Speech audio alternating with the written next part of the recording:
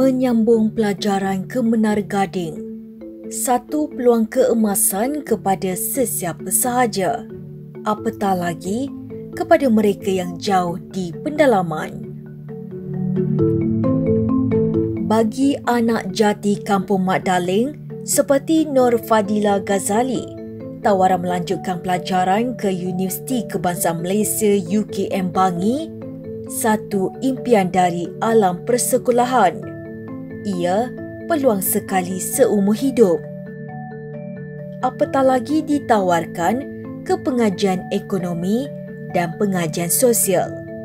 Nur Fadilah, anak kepada pasangan penori getah Muhammad Ghazali Zaman dan Nora Ismail, tahu cabaran besar menunggu. Namun, demi membela nasib keluarga, apa cara sekalipun halangan, dia tidak akan menyerah. Tiada istilah pasrah.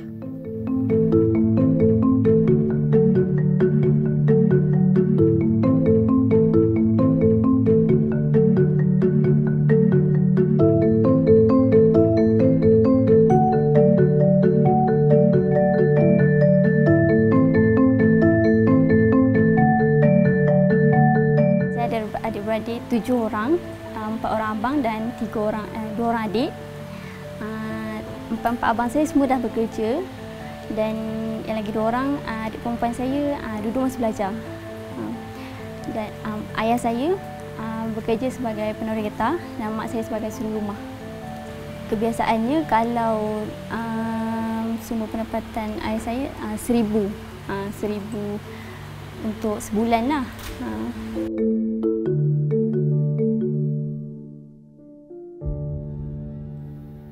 Tatkala Nur Fadilah sedang menyesuaikan diri dengan persekitaran alam kampus, negara pula dilanda wabak maut COVID-19. Situasi itu sekaligus merubah sistem pendidikan negara yang kebiasaannya dilaksanakan secara bersemuka kepada pembelajaran secara maya. Macam sebelum COVID ni memang belajar seperti biasalah dekat UKM kan. Dan saya sempat belajar kat UKM pun selama satu sem separuh lah. And then lepas pada tu terus umumkan PKP dan terus balik terus ke sini lah. Balik terus ke sini, lepas tu sesi pelajaran tu macam biasalah. Mula-mula tu nak adaptkan dengan pembelajaran online ni susah sikit lah kan. Tapi dah makan masa berbulan-bulan, dah hampir umur setahun lebih dah belajar secara online, sampai saya pun dah nak habis belajar pun dah tahun 3 tahun last. Jadi benda tu dah biasa. Keberadaannya yang jauh di pendalaman tidak mematahkan semangat Nur Fadilah untuk terus mengikuti pembelajaran kerana ia dibuat atas talian. Falsafahnya mudah kalau hendak seribu daya. Malah, ketika menduduki peperiksaan sewaktu tempoh pelaksanaan Perintah Kawalan Pergerakan PKP, ia tidak menjadi halangan.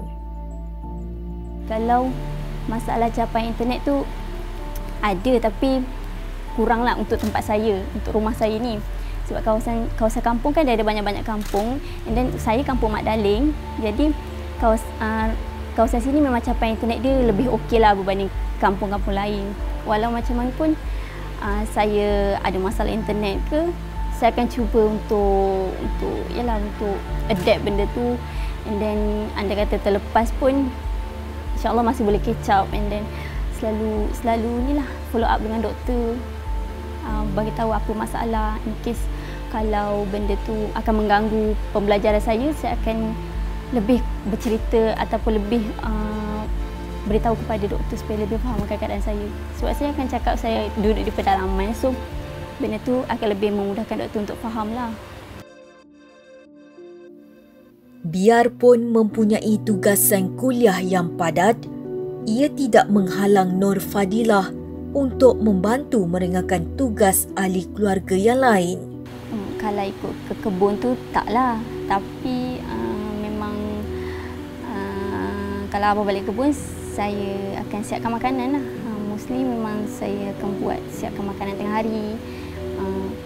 Supaya mak abah balik tu terus ada makanan yang terhidang lah macam tu. Itu apa yang saya boleh buat lah. Sambil saya belajar kan. Kalau tak ada kelas tu, saya akan tolonglah mana yang boleh. Memang kalau tak ada kelas, kita takkan macam tak habis kelas. Tak adalah sepenuh masanya duduk dalam bilik je, hadap laptop, siapkan assignment. Ada masa tu keluar juga, selalu pergi rumah Wan kan. Kadang-kadang keluar beli makanan, keluar jalan-jalan juga dengan kawan-kawan. Tak adalah sepenuh masanya hanya hadap laptop je macam tu. Menjadikan kakaknya sebagai inspirasi, Nur Susilaitul Syutana Muhammad Ghazali menyifatkan segala jerit perih yang dilakukan idolanya kini membuahkan hasil. Saya sebagai adik, mula-mula saya rasa bangga lah dengan dia kan, sebab dia dapat banggakan mak ayah saya dengan belajar dekat universiti yang terkenal. Lepas tu kalau boleh saya nak ikut jejak langkah dia lah untuk belajar kat sana. Time dia belajar tu dia tak pernah lah tidur, macam dia tulis nota apa yang lecturer bagi. Lepas tu dia fokuslah dalam kelas. Kalau saya jadi dia, kalau boleh saya nak jadi macam dia lah, tak tidur dalam kelas, fokus dalam kelas, dapat markah yang bagus-bagus supaya dapat belajar dekat tempat yang elok-elok. Rakan baik Nur Fadilah, Nur Hazniza Muhammad Noh yang telah mengenalinya sejak berusia 6 tahun lagi juga menyifatkan Nur Fadilah seorang yang fokus dalam pembelajaran dan akan cuba capai apa yang diimpikan. Dia seorang yang jenis, dia kuat berusaha. Dia kalau boleh dia akan selalu belajar dan dia ada target. Dia selagi dia boleh buat, dia akan buat. So kalau dia macam mana nak cakap, dia akan teruskanlah belajar tu. Dia kurang, kalau kita orang main, dia stay lagi belajar. Dia memang kuat usaha. Saya nasihatkan dia sebagai dia belajar dengan lebih tinggi, jangan dengar cakap orang. Dengar orang-orang cakap benda tentang dia. Kita orang susah, so kita kena usahalah lebih lagi belajar. So dia dapat, supaya dia boleh capai cita-cita dia. Semoga dia belajar cemerlang lah.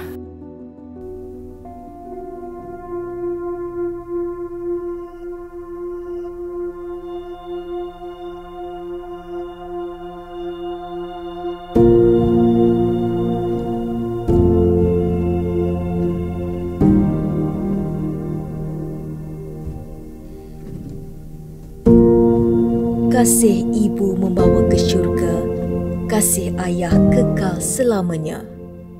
Muhammad Ghazali Zaman tak kala mendapat perkabaran anak gadisnya itu bakal melanjutkan pelajaran ke UKM, berasa bersyukur dan kejayaan itu cukup membanggakan keluarganya. Saya rasa bersyukur atas apa yang saya dapat pada hari ini. Mana saya rasa langsung tidak membebankan pada diri saya. Semasa nak mengantar anak ke sekolah, saya menyimpan duit sikitlah, menoreh getah. Selepas itu masih lagi tak mencukupi. Paksalah saya menjual beberapa ekor kerbau untuk menjara 2 orang anak yang sekaligus masuk ke sekolah. Tak adalah, saya terpaksa berjimat lah. Mana selain daripada menoreh getah tu tak ada lagi sumber lain untuk menampung perbelanjaan anak-anak ke sekolah. Selain daripada menoreh getah, hanya kerbau tu untuk sampingan sajalah. Ada suntuk, masa tak mencukupi, barulah kita jual kerbau untuk menampung perbelanjaan dia orang. Kalau nak kira ya, ayah mana tak sayang anak. Semua ayah yang ada di dunia ni sayang kepada anak-anak mereka. Itulah harapan sebagai seorang ayah kepada anak dia, pada anak, supaya ingat jasa orang tua, pengorbanan yang selama ini orang tua lakukan terhadap mereka. Ingat, bukan nak harta, tak, hanya kasih sayang sajalah. jauh di sudut hati pasangan ini. Melepaskan anak gadis pergi dalam keadaan COVID-19 sesuatu yang meresahkan.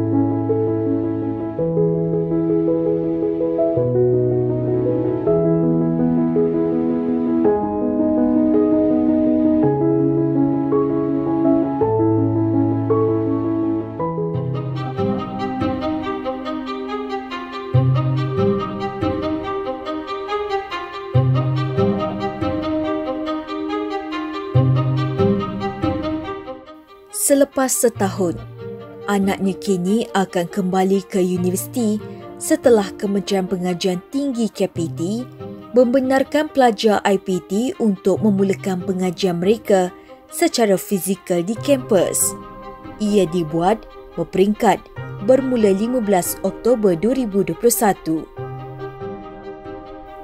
Nur Fadilah adalah antara pelajar kumpulan kedua yang dibenarkan pulang ke kampus bermula 30 Oktober 2021, meninggalkan keluarga untuk kembali mengejar cita-cita, menerbitkan macam-macam perasaan. Namun, dia harus tekad. Sama sepertinya, dia dan adiknya perlu mengucapkan selamat tinggal untuk seketika kerana perlu kembali ke Menara Gading.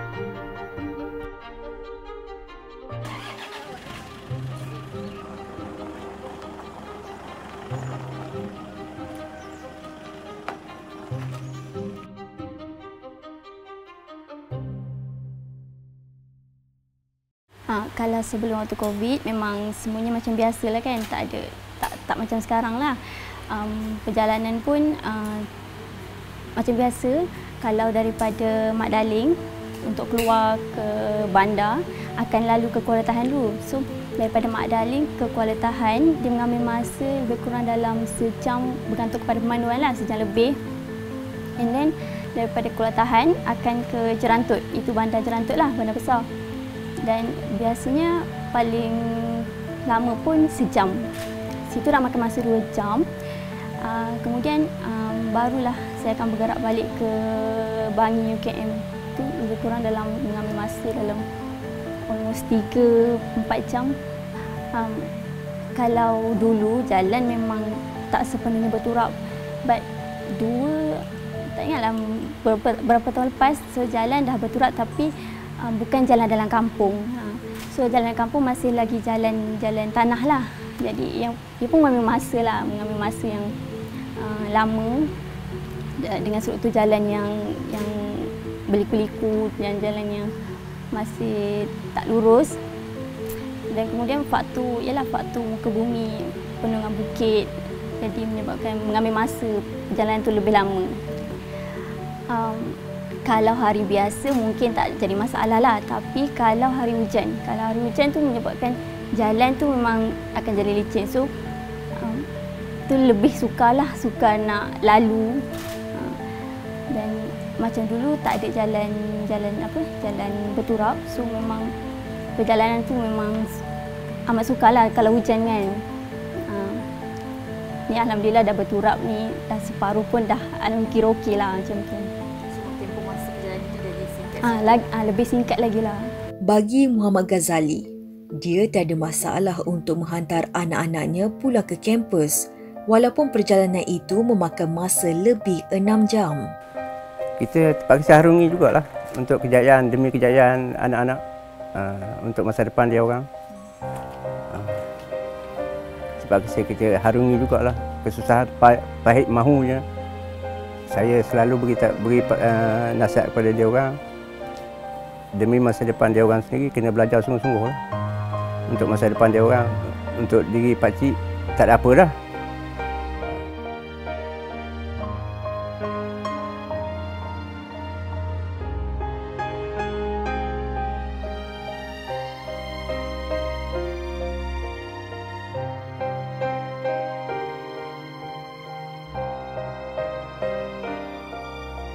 Memahami kebimbangan para ibu bapa dan keluarga berhubung situasi semasa pandemik COVID-19, pihak UKM akan memastikan 8,500 pelajar yang berdaftar memohon pulang ke kampus mematuhi prosedur operasi standard SOP yang ditetapkan KPT. Alhamdulillah, setakat ini semua proses kemasukan pelajar secara fizikal telah berjalan dengan lancar. Kita telah memulakan prosesnya pada minggu yang pertama, iaitu daripada 15 hingga 17 Oktober. Dan ini yang peringkat yang kedua lah. Pada hari ini dan juga besok. Pihak UKM kita memang mengadakan proses pemulangan itu dengan SOP yang ketat lah, dan kita juga berterima kasih kepada Kementerian Pengajian Tinggi kerana telah membekalkan saliva test yang kita gunakan untuk apabila setiap pelajar nak balik, mereka bila sampai ke UKM mereka kena buat ujian saliva tersebut. Tetapi prosesnya sebenarnya lebih awal daripada mereka di rumah. Mereka dah mohon mengikut sistem UKM to campus, mengisi borang deklarasi kesihatan dan memaklumkan sekiranya mereka ada isu ataupun tidak, sama ada mereka sudah vaksin ataupun belum dan sebagainya. So daripada situ proses kebenaran akan diberikan dan ia akan diluluskan oleh pihak fakulti, kerana mereka yang boleh balik pada peringkat ini, pada semester ini ialah mereka yang berkeperluan, iaitu ada dua kategori, iaitu berkeperluan daripada segi pengajaran dan juga pembelajaran serta penyelidikan, ataupun kalau mereka di rumah mereka persekitaran dia tidak kondusif, contohnya capaian internet tidak memuaskan ataupun keadaan-keadaan lain yang menyebabkan sekiranya mereka berada di rumah dia tak dapat melakukan proses pengajaran pembelajaran dengan. Saya rasa kita tak ada masalah dengan SOP, dan saya rasa dalam keadaan sekarang memang perlu pun, sebab kita lihat walaupun sekarang ni dah nampak ada penurunan hasil mungkin impak daripada peratus vaksinasi yang semakin tinggi, tetapi bilangan kes tu masih ada. Jadi kita kena di kampus sendiri kita kena melakukan proses kemasukan itu secara berangkat supaya kita boleh memantau bagaimana suasana apabila pelajar mula dalam keadaan yang terkawal mula kembali ke kampus.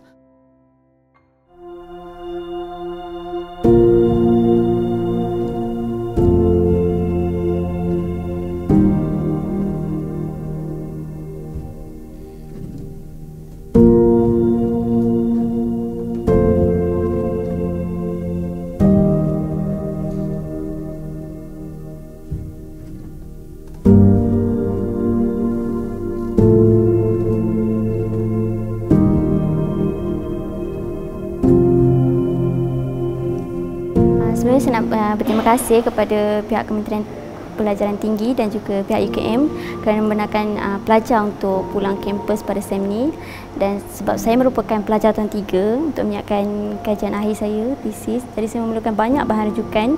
Jadi dengan kebenaran untuk peluang balik pada kampus ni, saya rasa ia memudahkan saya lah, sebab ialah untuk duduk di kawasan pedalaman nak cari bahan tu agak sukar, dan juga pelajar yang berkeperluan khas boleh dibenarkan pulang tu suatu kemudahan lah kepada student UKM.